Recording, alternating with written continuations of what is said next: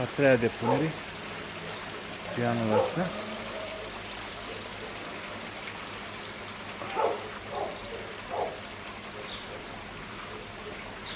Uite, parcă sunt nebun. Parcă sunt nebun. E tulburat tot apa asta. Uite aici. Uite acolo. Uite acolo, parcă sunt nebun.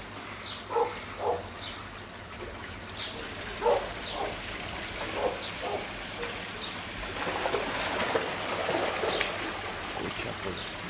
Uite acolo, frate. Ved. Nu sănătoși la cap. Aici sunt amicii. Și aici este prima depunere din aprilie. Se vede, așa mărișori.